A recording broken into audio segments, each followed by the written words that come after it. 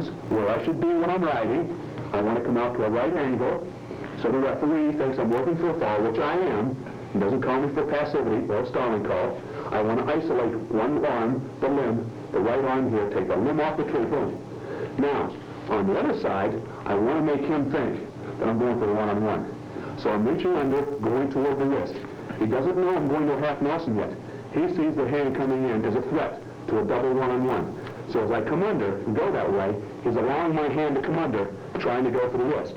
But what he's done is allowed my arm underneath his. From this point, once it's totally committed under, now I come across to my half Nelson, hand on top of the head. This is better than on the back of the neck. The neck you can live with, and it'll work. But the farther you slide up to the top of the head, the stronger your arm becomes, the greater the leverage. Isolate over here, eliminate the limb of the tree. Make him think that you're going for a one-on-one. If he thinks I'm going to a half Nelson and start working up here, he's going to clam it up, I can't run under. Or he's going to come up and take finger control, and I can't get the half. Tricky. Work your hand in like you're going to a one-on-one, commit the arm, boom, come over to the head. From here, I'm driving off my legs. He put his leg up at 3. Doesn't do a bit of good. Unless I incorrectly drive at 3. I'm driving at 1. Straight up toward the 1 o'clock, I get him up to his shoulder. From here, we talked about what's next. Scoot down. Adjust your position. Pretend the guy's shooting above the leg and sprawl. Slide down. That allows your hand to come in deep. Shoulder deep. From here, around to the chin again. I purchase the chin. Ball game's over. Twist, pick, and start driving. All right, right now I've already created the discomfort. His breathing is being impaired. The pain is being created. His shoulders will go down when I finish this up. Over, pick the head up, slowly taking down. Do his shoulders touch? My legs in front of the head, stop bringing out of bounds, and we secure the fall. Now, several things we want to point out. Let's assume that this line now, between the white and the orange, is the out-of-bounds line. When you put your opponent on your back, there are several things you want to consider. First thing you do, the first thing you think about when your opponent hits his back is, where are you located in relation to the out-of-bounds? You hate to have to put him on his back and get a good guy, the one you really want to beat, there only one time during the bout, and find that when you do get him on his back, he's within a foot, foot and a half of the out-of-bounds. And we're in this position right here. What's he going to be doing? Naturally looking for the out-of-bounds, squirming to get a fresh start. You, on the other hand, have got to keep him in bounds. Don't try to pin him at this particular point in time. Your job first is to get him turned around so he stays in bounds. You can't pin a guy who's out of bounds. He's got to be in. So in this situation, as soon as he hits his back, where am I located? Uh-oh. Out-of-bound line. What you do is you always want to turn yourself around and put yourself out of bounds. I can't stop you from going out of bounds where I am.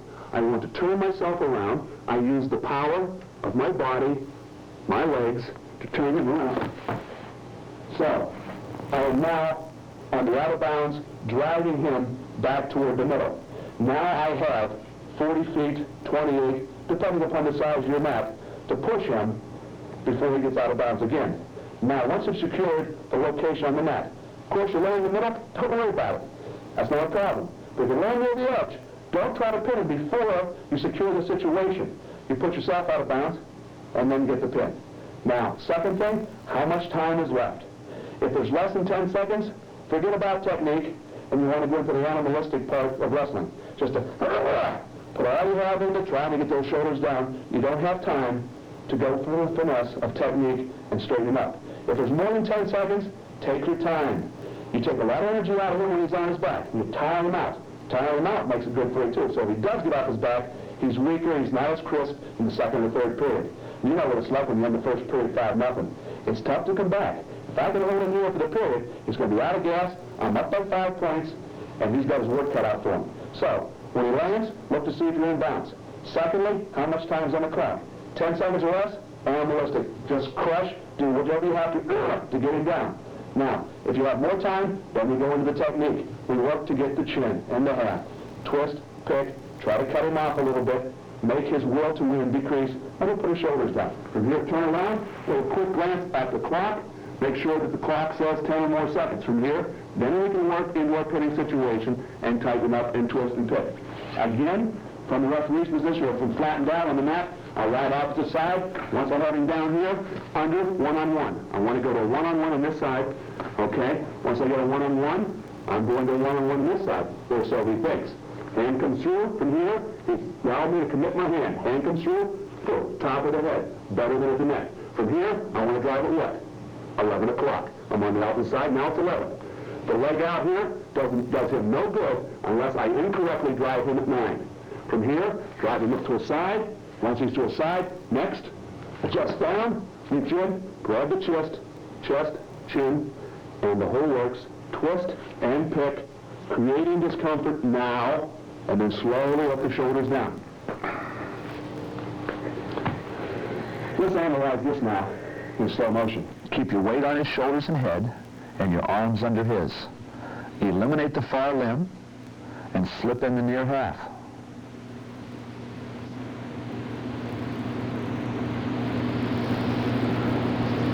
Once that's secure, drive him to a side, scoot back and down, create legal discomfort, and turn him over at 1 o'clock.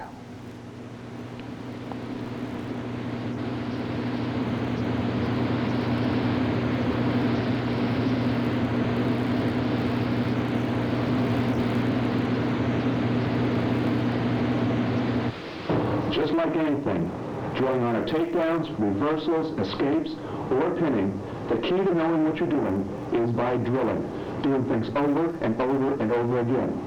What we've previously shown you, I'd like to have you do one each day of everything. What you're doing is learning to how to master the half Nelson, securing the chin, creating discomfort, and then securing the fall.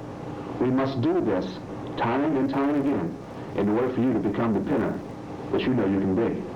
Again, building on what we've previously learned, let's move to another popular method of pinning, the arm bar or chicken wings. Arm bars are relatively easy to master, as are most pinning combinations. The failure of most young athletes is the inability to recognize arm bars when they present themselves. Let's identify a few of these situations now. First of all, I think the problem is, laying flat, Michael, please. We have to cover what is legal and what is not legal in the chicken wing series. Before you put them on, we must understand this, so when you have an opportunity during a bout to tie a man up in chicken wings, before the referee can call a potentially dangerous situation and free the bottom man from it, we must know how to do it, how to keep it legal, and how to keep the referee, most importantly, off your back. Chicken wings are by pulling one arm back, or bar arms, depending upon what part of the country you're from and what you call them. We want to secure the near side arm, the side that you're riding on. We pull it back. Now, the key is where my left hand is located on his back. If my arm is crossed the back at a right angle to a spinal column, it is legal. We want to make a fist, keeping our thumb in a position. Okay? This is legal. If we slide our hand on top of the shoulder here, we have a potentially dangerous situation. The official may let you continue on. He may break you. You don't want to stop up here. You don't want to put your hand up here. The referee has an opportunity here to stop the match. And on a good kid, you may only get the chicken wing once. And you don't want to let him out of it. But legal, potentially dangerous, and if your hand ever slides over onto his arm, his tricep here, it becomes illegal. Legal, potentially dangerous, illegal. Let's keep it legal. Once we've covered that, let's go into a few situations on where we can pick up a chicken wing from. Now, as we went earlier in the typical half Nelson, we can go into a bar arm or chicken wing series from the referee's position, head in the armpit, flatten him out. Head in the armpit, get down to the wrist, flatten him out here. My head is down in the shoulder, controls him, keeps him down. As I do that with my hand on the wrist, I pull the arm back, and my hand slides up. All 5 fingers are over top of the hand. From here, slide up and in. My hand across, keeping it legal. From here, what I want to do is pull the arm up away from his body, and sit underneath him. I think before we go any further, I should cover a few principles of pinning with the bar arm series. First of all, we want to get our body, my body, between his arm and his body. I've got to slide in here the whole way up to his armpit. Secondly, I must have all my weight Whatever it is, I weigh 160, I want to get as much of that weight as I possibly can over his shoulders, keeping my head over top of his head. Okay? Once I've got my weight on him, my head always remains directly over top of my opponent. Now from here, in order to turn him over, I've got to eliminate the limbs of the tree as we talked about earlier. Example, we have an arm out. There's a limb. That's got to come in. Later on, we'll talk about turning the man over from here. But first, let's look at 6 more ways of obtaining a chicken wing before we go into the finished product. How do we get a ball arm? From referee's position, we just showed you head in the armpit, wrist. Next we're going to show you is just a simple chop tight waist. Taught on the junior high level, the senior high level, and very effective on the collegiate level. From referee's position, I want to chop the opponent's arm back. I want to eliminate the arm or the leg of the table, knock him down at 11 o'clock over top of the shoulder. It's no longer there with the support. The back leg, again, boots in his butt, shifts his weight forward, gets the weight over the arm of the table that's no longer there, and down he'll come. On the arm, we want to make sure we chop the arm across the body. Many mistakes are made by youngsters by chopping the arm straight back. And you chop his arm down to his elbow, and you still have not flattened him on the mat. You must chop the arm completely across. In a way, we're going a little bit against the grain of the elbow, taking the whole arm across, leg of the table out, and down he comes. Referee position, chop, boom, flatten. As soon as we get him chopped down to here, this arm slips back into the ring, pick it up, slide into home plate. We're sliding forward. We're stopping at the armpit, weight on, head over top of his. We've secured an arm bar. We'll tell you how to finish this in a second. Another way of getting into this, anytime we're riding an individual, he may be already flattened on the mat. We may have picked up an ankle and been sitting on it. As an example, we may have just spiral out or chopped, flatten him out. If we're riding him here, a lot of times the opponent has his hands in front of him, so I can't get the line left. When he decides to get to back to his base, he's got to pull his arms back and do a push-up. As he does that, come back, notice what happens to his elbows. Freeze.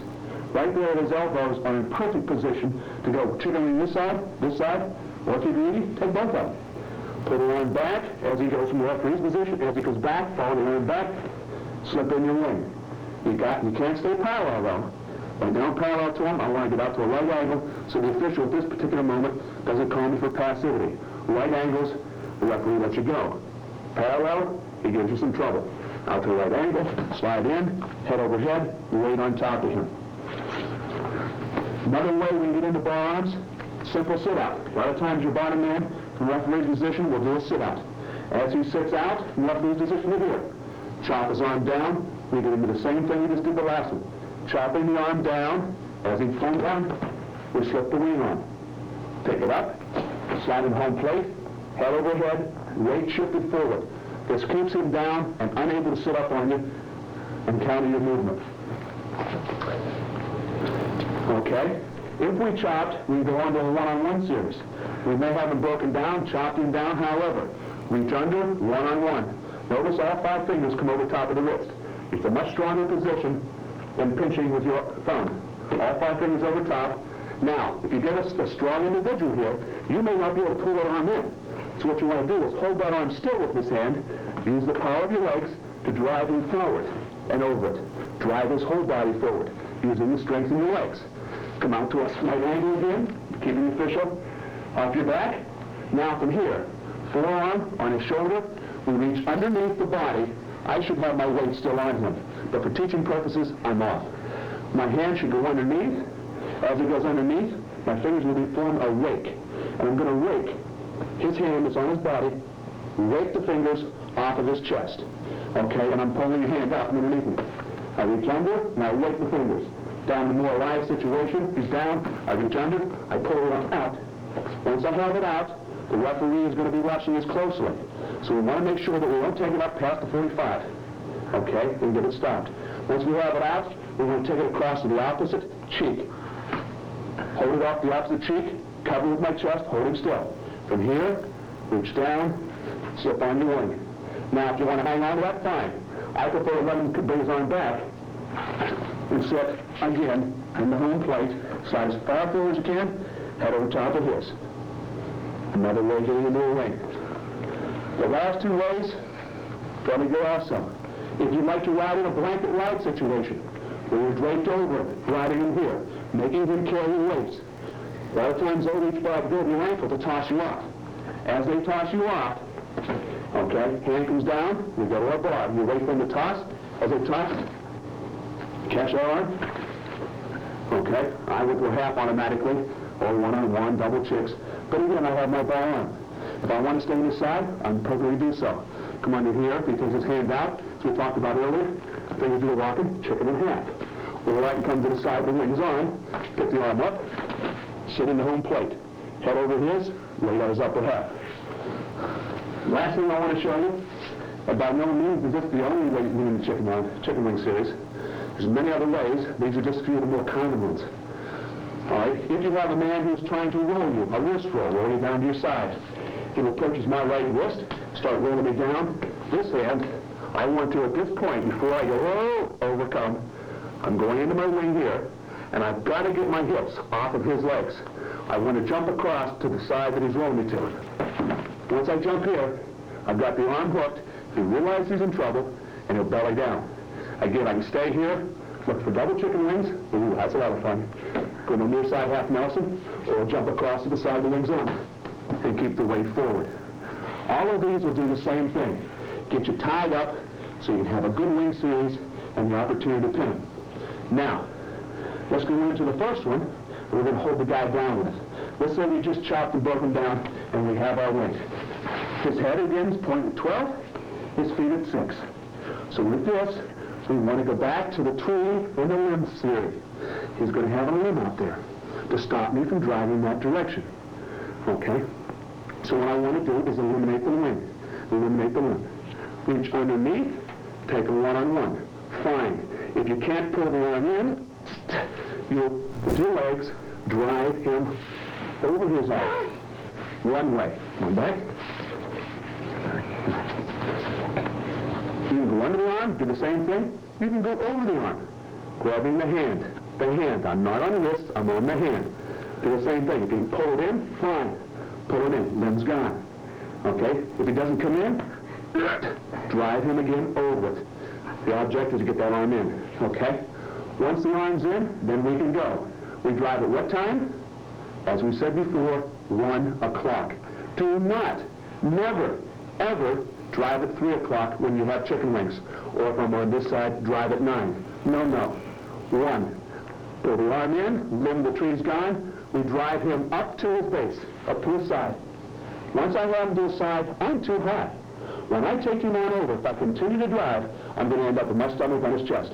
That's no good. We've always mentioned chest on chest. If I continue over, stomach on chest, or he can re-roll through, and he gets off his back. We have him up on his side here. Now we take the arm down right at 1 o'clock. Once we get him up to the side here, I stop driving with my feet. If you have a problem here, just pick your knees up. Put your feet up off the mat. Stops you from driving. Forces you if you can't. Here, take your finger down at 1 o'clock. Hand is down behind the head. Okay? Now, when you take it down at 1 o'clock, you're also creating the discomfort we've always talked about. Same type of thing. Once we've isolated the shoulder, we pull it in. We can either drive him up and take the hand down, or at this point, post the head with my knee that holds this head still, doesn't allow it to slide, and I can circle the whole way around his head. Circle, step, I'm reaching around into a reverse half Nelson. You can tell by the facial expressions that I'm creating discomfort. This left arm I have real tight. When I pull him down, reverse half Nelson, now to create more discomfort and have both shoulder blades go down, just like in the yellow pages, let your fingers do the walking. The more you take that head away, the more discomfort you'll create, and the quicker those shoulder blades go down. Now don't forget to keep your weight off your knees, so he's carrying all your weight. Let's once again go to slow motion on this. Remember to keep your weight forward, your head over his, eliminate his far arm, drive him to his side, take the secured arm, take it down on the mat behind his head at 1 o'clock. That allows you to remain chest on chest and in good position to secure the fall.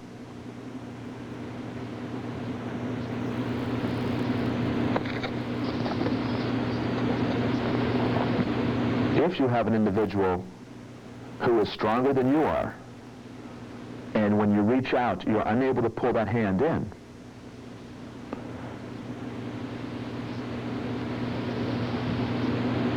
reach out,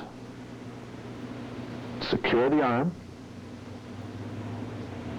drive his body over that arm using your legs, run him up to a side,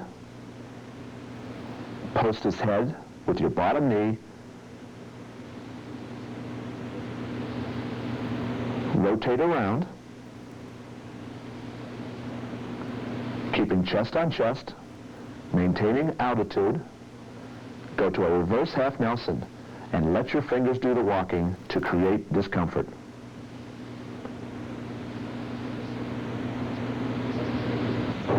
Let's look at another way of creating discomfort or legal pain.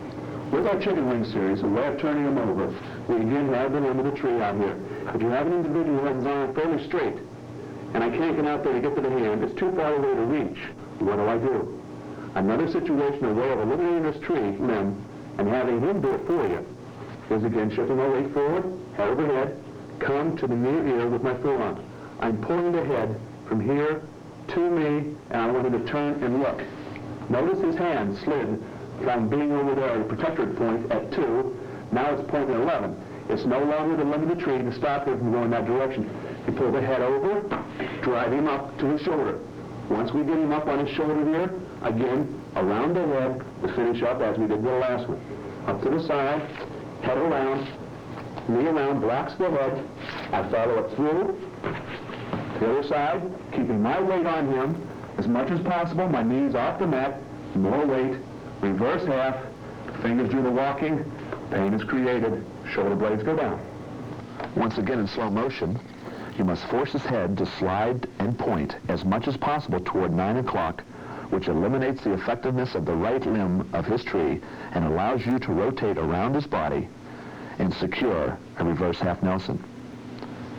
To finish, again, let your fingers do the walking. Get your knees off the mat, weight on his chest, lift his head, and make him carry all of your weight. There are many ways to skin a cat. Here's just one more. From that release position, we want to chop him down. Let's assume we have him flattened out and already have our bar on him. Instead of running the conventional way of trying to isolate our arm here, eliminate a limb of the tree, what we're going to do is jump across to the opposite side. As I jump across, I think you'll find that his body will turn to at least a 45-degree angle, if not a 90-degree angle. As we jump across and pull, we get him to here. The chicken wing arm slides, shoulder deep. From here, we want to keep our weight on him. That keeps him in this position. I reach across with my own arm. I put my elbow right here on the cheek, not covering nose, mouth, or eyes. And I just pull my arm back. Don't cut loose on him. Referee, cost you a point. We're already in a situation. You want to score points. Head, elbow, pull. Hand goes back. I lock my hands here. My hands now become locked. I get my weight off my knees, circle out front, shoulder and sternum again, to here, and pick up, create discomfort. Here again in slow motion, jump across to the opposite side, pulling him to his right side. Slide your chicken wing arm in as deep as possible.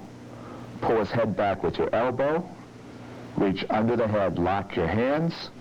Move parallel, hit a front bridge. Pressure on his solar plexus with your shoulder. Your right ear on his side. And the fall.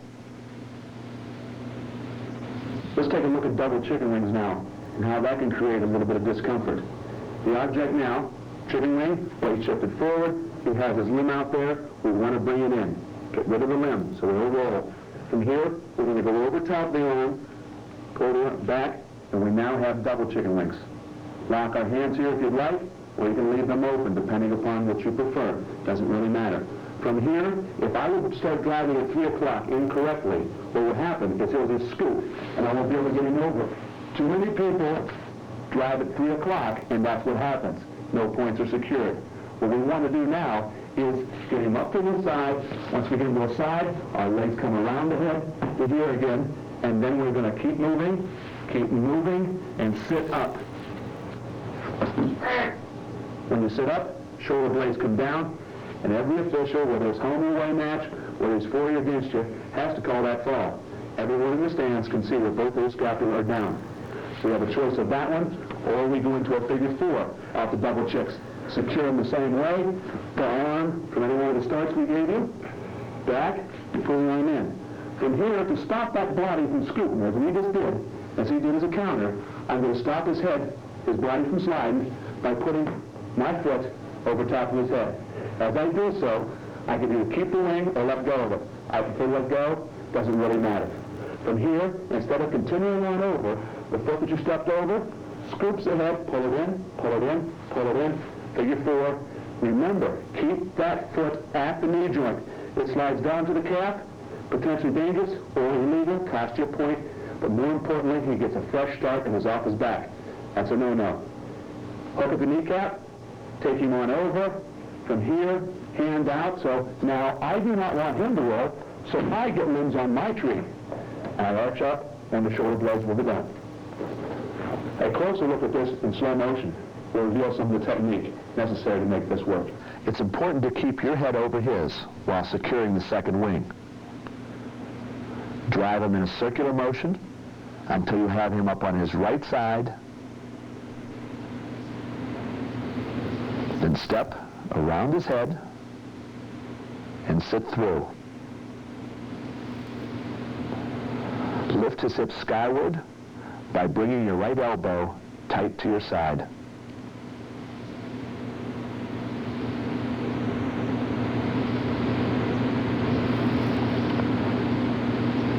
Remember, one of the most important parts of pinning an individual, the key, is creating legal discomfort. When you decrease his will to win, the shoulder blades will go down. To get to figure four, again purchase both chicken wings, drive him to his side, step over his head, placing your foot on the mat and block his head from sliding. Scoop his head to you rather than driving at 1 or 2 o'clock and giving him the momentum necessary to roll you through successfully. Then position your body so that it's at a right angle to his and becomes the limbs on his tree. That severely limits him from being able to roll back to his stomach. What is dinner without dessert? Let's throw in another wrinkle to pun the guys with the bow arms. This is just a little different. I think you'll enjoy this one. He won't. Chicken wing, down, driving forward. He's got his arm posted out here, he's got his leg posted, he's down on his side. He decides he's not going to let you turn him over. From here, we want to underhook the arm, elbow joint, pull it back. We have the wing arm, elbow joint to elbow joint. Of course, we could continue to drive at 1 o'clock and take him on over. But to add a little fanciness to this, or the dessert, what we're going to do is slide our feet in front of his head. From here, I'm springing off my legs. I'm going to pull with this hand, pull in this direction, and thus, and then sit up. Again, pin. A closer look at this will examine the technique. You need to make it appear that you are definitely driving him at 1 o'clock. He should then attempt to counter your force and return the pressure in a 7 o'clock direction. Praise him for that decision by executing the hold to the fall.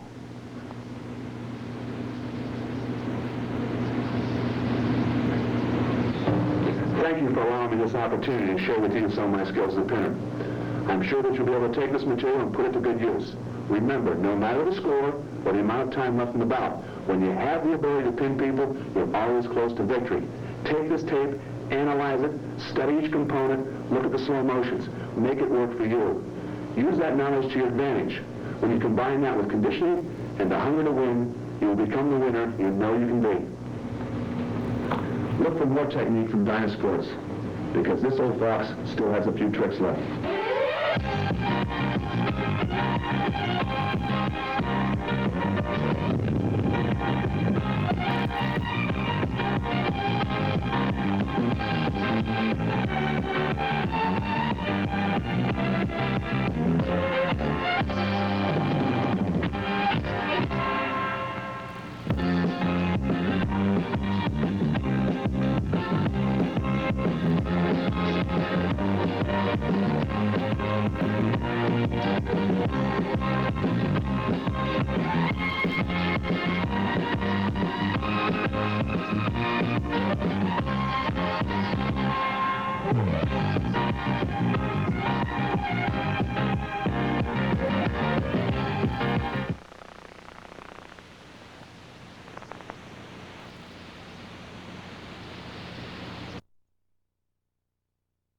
Championships.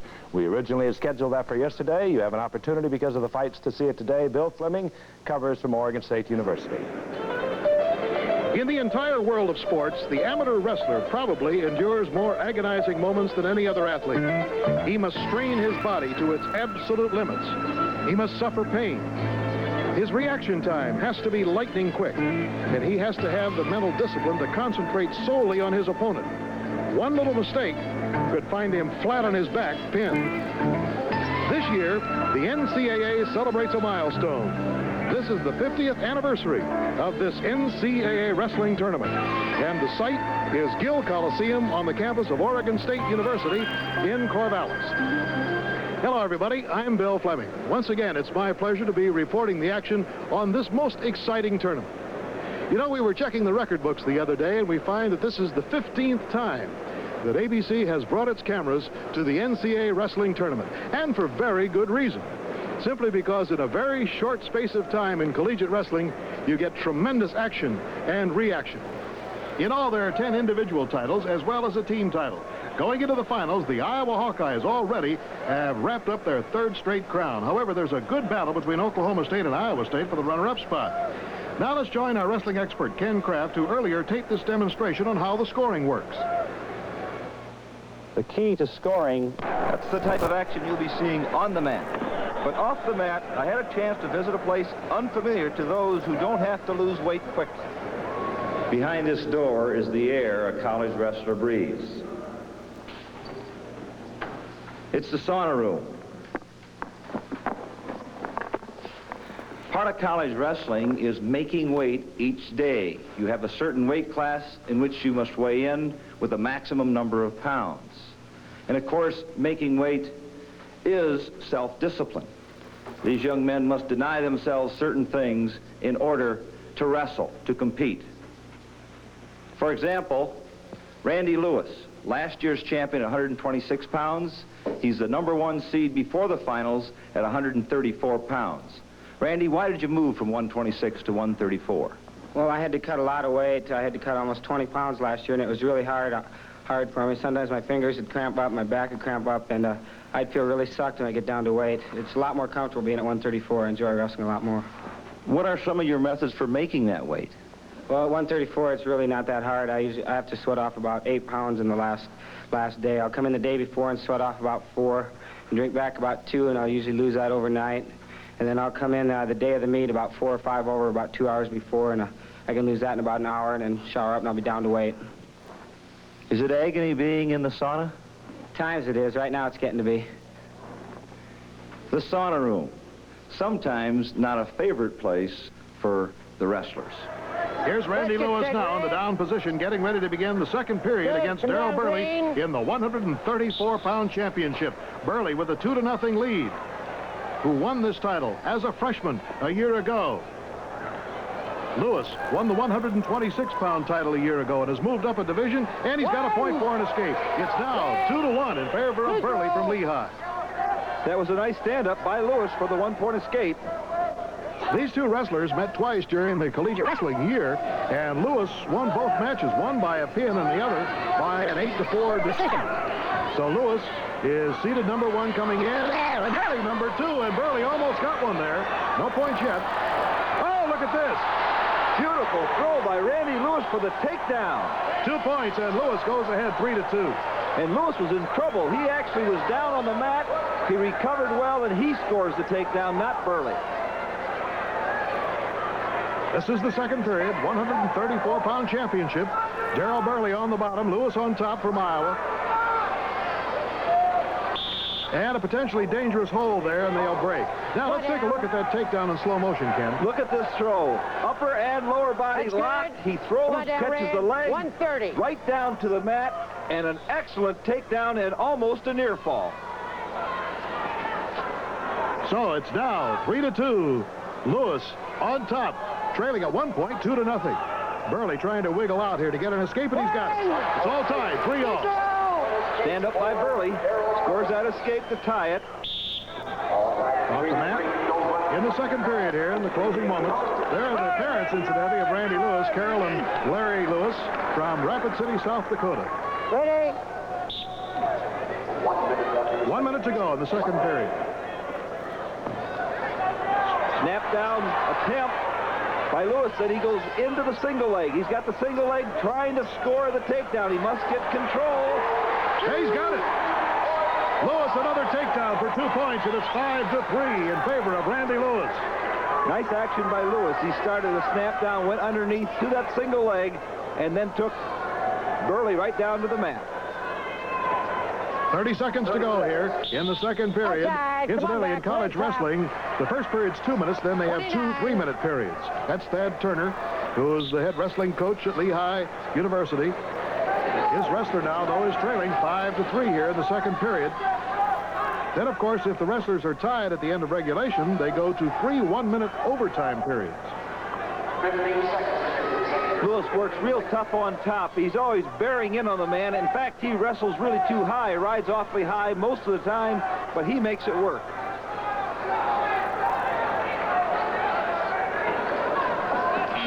And that's it. The end of the period, and Randy Lewis is out in front, 5-3. Back for the final period in a moment.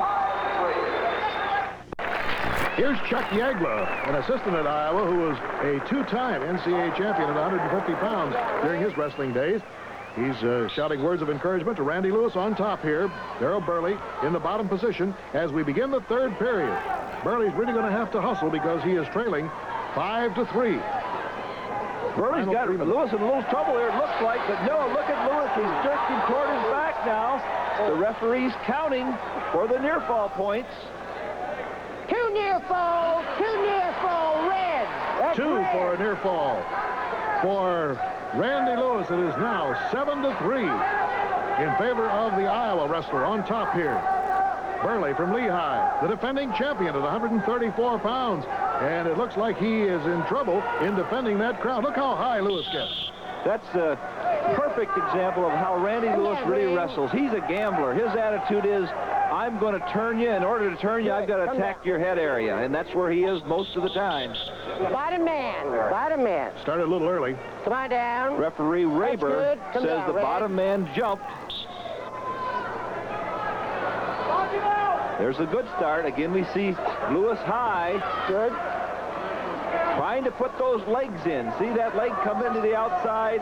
In addition, here comes the other one in, and look how high Randy Lewis is.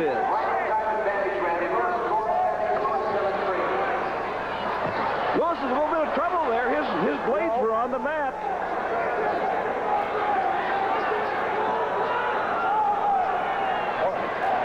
He's counting now. 3. Now that means that Lewis has a sure 2 points. He's leading 7-3, and he has a sure 2. Now, as long as Lewis maintains that pinhold, he won't be awarded those points until either Burley gets out or Lewis scores the actual 3-point near fall. And he's got that potential. Here goes the count again. 3. He gets to 5. He's got 3. 5. He's You got now it. have 3. He's got 3 points. It's now 10-3 in favor of 3 Randy near Lewis, fall, and we're 3 coming near down to the fall. final 10 seconds. Red.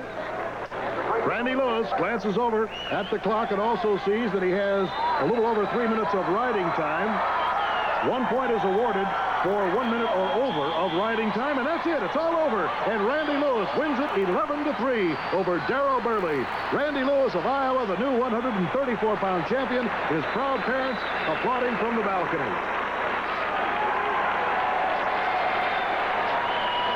A disappointed Darrell Burley leaves. He's only a sophomore. We can look to see him in the future. Bill's with Randy. You know, your parents are here tonight. It must give you a proud moment. It sure does. They're real proud of me. That my dad's really helped me a lot. He's backed me 100%. Sent me to wrestling camps ever since I was 6th grade in the summer. I've never had to work, really. I've just had to wrestle. Just been able to wrestle. He's given me every opportunity. I'm really proud of him. Now, let me ask you this. You won a 126 last year, 134 this year. What's ahead next year? 134 again. I don't have too much trouble making weight. I feel comfortable at it. Okay. Congratulations. You're a great champion. Thank you. And there's more to come from the NCAA Wrestling Championships here on the campus of Oregon State University in Corvallis. We'll be back in a moment.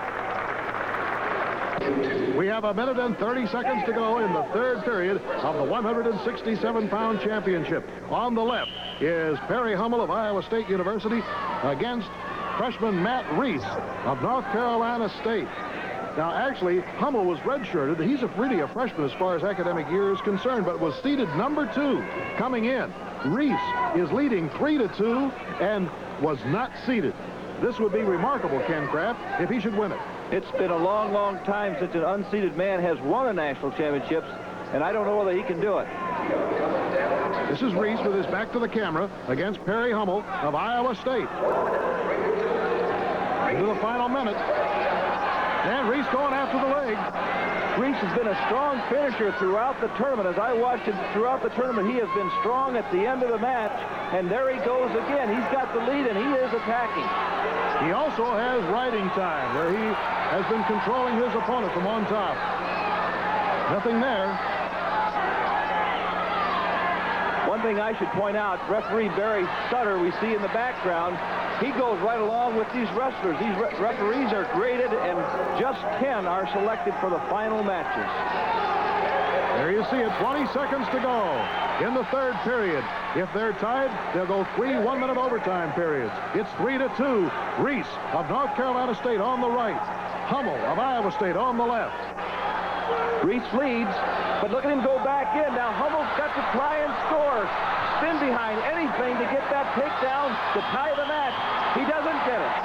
Oh, that was close. Perry Hummel almost got around, but he didn't do it. And Bob Guzzo on the right, the coach of North Carolina State, is delirious with joy. His wrestler has won it. Perry Hummel here, dejected. He lost it. And Reese, the winner, is exhausted. Final score, 4-2, because Reese was awarded 1 extra point for riding time. Truly remarkable, wasn't it, Kenny, that an unseeded wrestler could be the champion?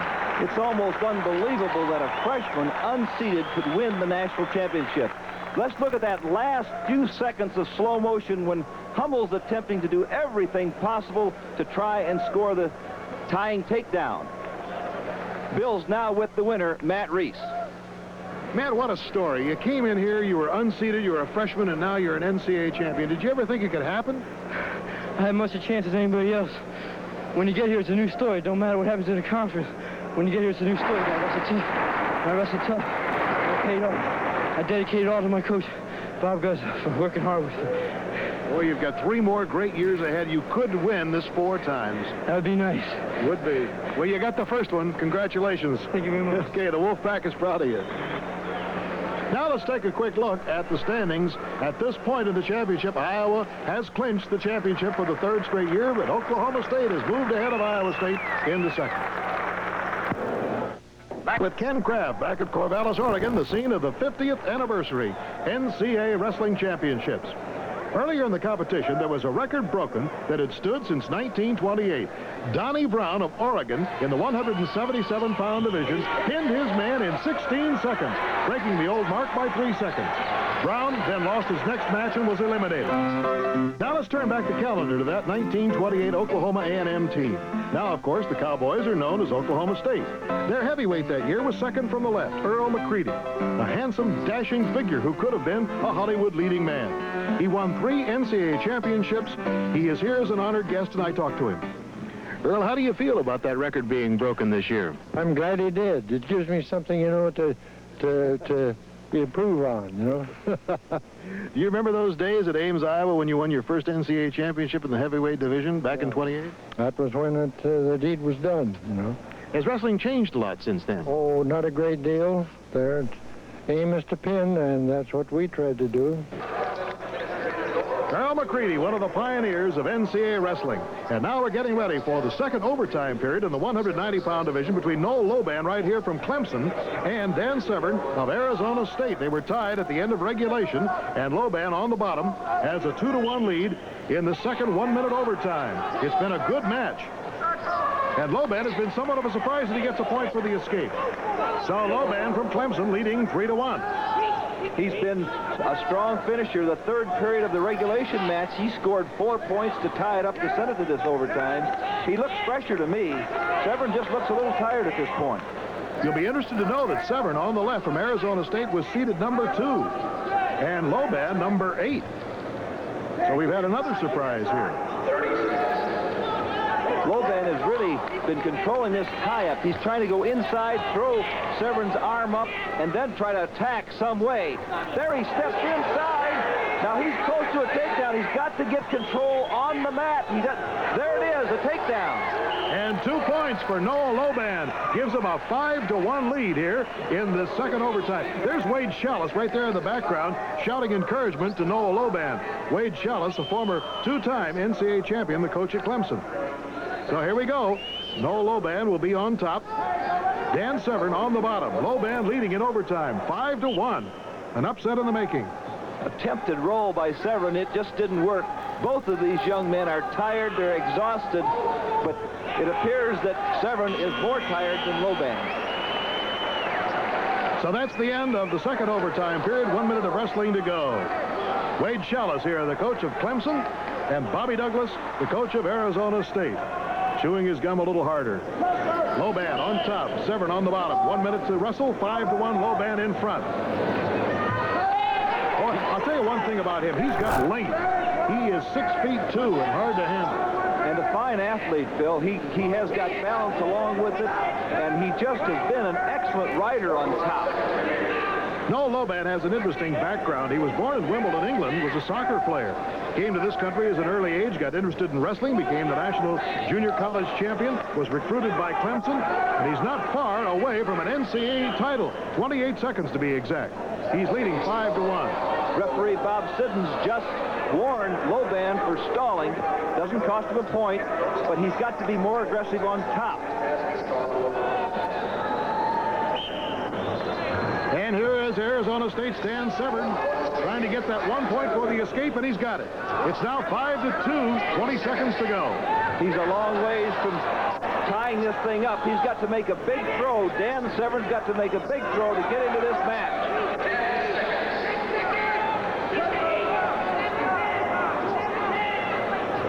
And Loban gets control there. Off the mat, no takedown. They're back in the center on their feet.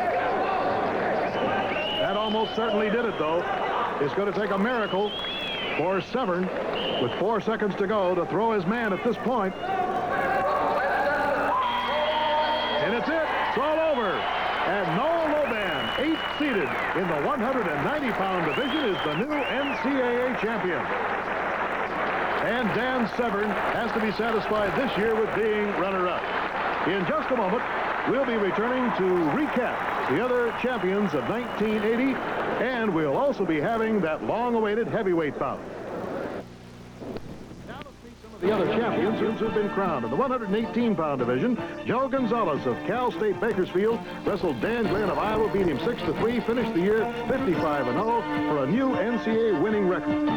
At 126 pounds, John Azevedo of Cal State Bakersfield wrestled Jerry Kelly of Oklahoma State, beat him 17-9, and winds up the season 52-0. At 142 pounds, Leroy Smith of Oklahoma State beat Andre Metzger of Oklahoma 10-7, winning his first NCAA championship after previous disappointment.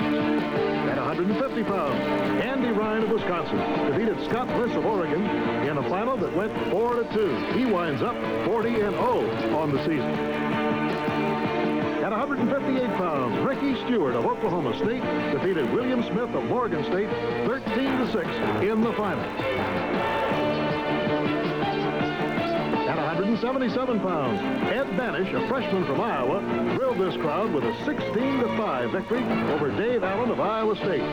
Banish from Port Jervis, New York, is one of the most exciting of the new stars in college wrestling, and you'll be hearing from him a lot in the future.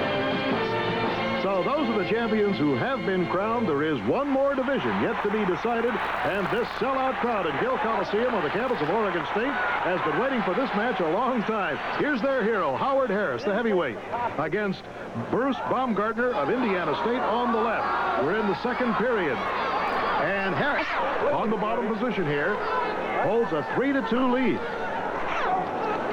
It's somewhat surprising to notice the difference in weights. Baumgartner on top at 245. Harris, one of the lightest heavyweights we've seen in a long time, at 204. And that 41-pound difference can make a difference on the mat. Harris is in the underneath position. Now, he wants to score quickly so he can go to work in the standing position. We'll see now whether Baumgartner can control him down on the mat. Harris is remarkable. He's had 4 straight pins coming into this final match. Oh, he almost got in trouble. And look at this strength move he makes. Yes, and it's a strange situation. Baumgartner is in control, but he had his back toward Harris. But as long as he keeps his legs behind Harris's, he's going to maintain control.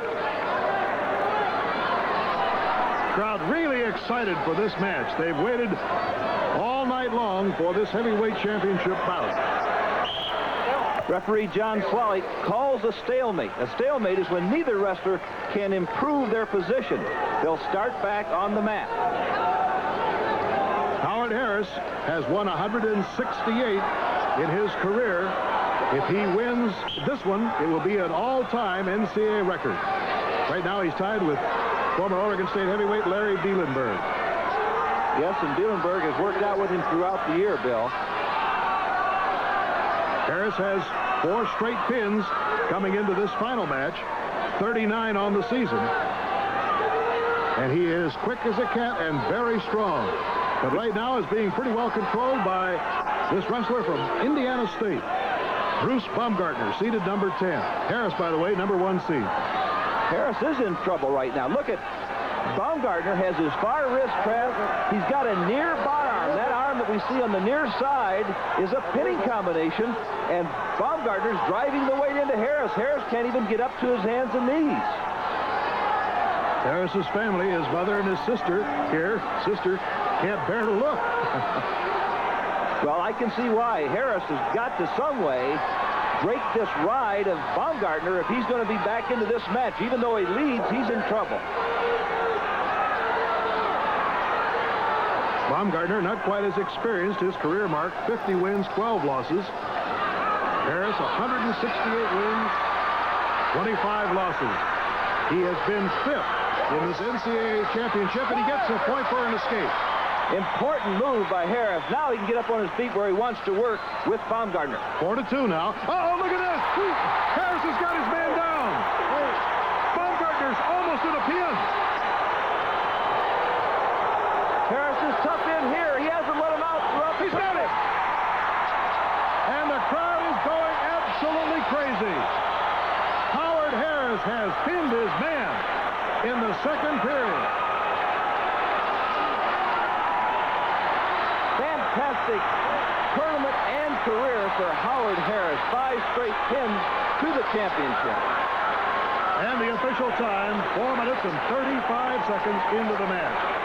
Bruce Baumgartner, just a sophomore, showed great strength, and I have an idea we're going to be seeing him once again. But right now, the hero of the moment is Howard Harris.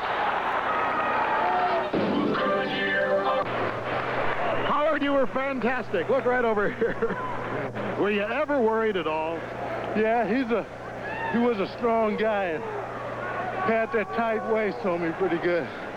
So, now listen, I know it's hard for you to get your breath, but could you describe to us that one move you made? Because I think we're going to have a chance to see it perhaps in slow motion, and let you tell us exactly what you did. well, all I did is just hook him around the body and step the leg and hit him with a throw.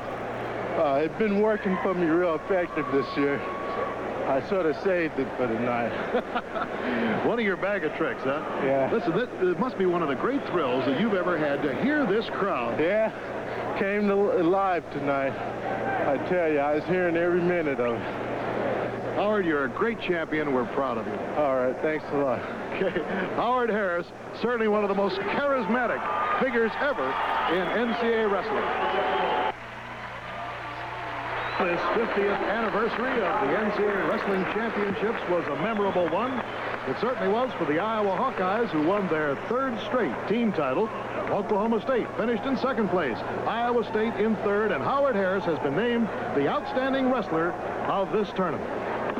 Head coach Dan Gable gets a victorious ride on the shoulders of his Iowa wrestlers.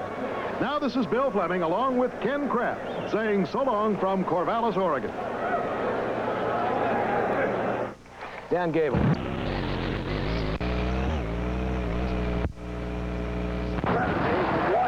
NCAA, 24-0, 17 pins.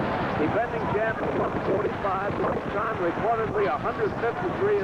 He's been wrestling since the 5th grade. That's Chapman on the right at the moment, circling around. He goes in. He tries to get Wade Schalles by the legs. They're still neutral and off the mat. And on the other side of the ledger, Wade Schalles of Hollidaysburg is 22-0, 20 pins this year, known as a pinner, 20 pins, 20 of 21 opponents, including 2 in the regionals. Lost the decision to Rocky of State College at 138, 7-6 in the 68 districts. His lifetime record is 36-2, 30 falls. Now Schalles is a senior, John Chapman is a junior. So John Chapman will be haunting things for the next couple of years. He drops down, tries to get the legs of Schalles. If this Schalles has great balance, what do we get? We get 2? No. Oh, yeah. We got 2 points for John Chapman. There again, I think Schalles might have relaxed. What do you think, Charlie? It could be, but he uses that double arm bar underneath to try to flip the man, and the referee saw it the other way, of course. Well, we have John Chapman in control, and he'll control with that tight waist. He's got a long left arm, as you can see, as he hooks the right leg. We might add quite powerful. That's right. Long and powerful. There's a power chicken wing on the right arm. First to notice, Doc Brett looking at that. Off the mat and all man. We've got rough and tumble here, Charlie.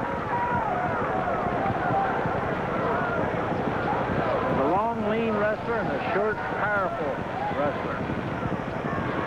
Now that's Chapman in control from Trinity High School in Washington, PA. There he works that right leg up into a knee lock. And they go off the mat with Chapman in control. Chapman leading 2-0. With 42 seconds remaining in the first period. Working from the right side now in the referee's position. We had a false start.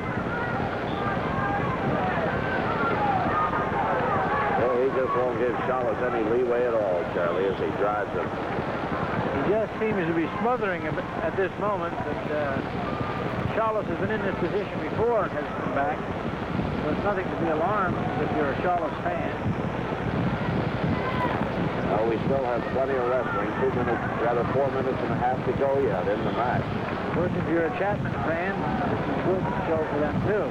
As he leads 2-0, has a time advantage of 46 seconds. 29 seconds to go in the first period. Trying to get out of trouble. And we have 2 points awarded by Doc Webb to Chapman. And it's 4-0 Chapman at the end of the first period. It was nothing that Chapman did. It was more or less Schalles in his maneuvering put himself in that position. Well, he's going to have to go now, as he will be in control to start the second period with John Chapman leading. And he stopped the explosiveness of Chapman. This is the story that everybody's been talking in the hallways. You see now if this is whatever the case is going to be. To see if Schalles can contain him. Try to roll him. Schalles trying to get him into a cradle there, Charlie, but I think Chapman's a little too strong and too smart for that. What do you think? Well, he's an explosive boy, and it's pretty difficult sometimes. And coming from District 7, you know he's plenty smart. There he tries to elevate her. That is Chapman. And he did. He elevated his way out as Schalles went too high on him. And now it's 5-0 in favor of Chapman. And I was trying to figure out what Doc Brett was saying there. He yelled something at the timers and the scores. There was an arm drag, an attempt, and he got clamped. Chapman, we got a 2-point takedown. Chapman tried to go in for a barrel roll and almost got clamped.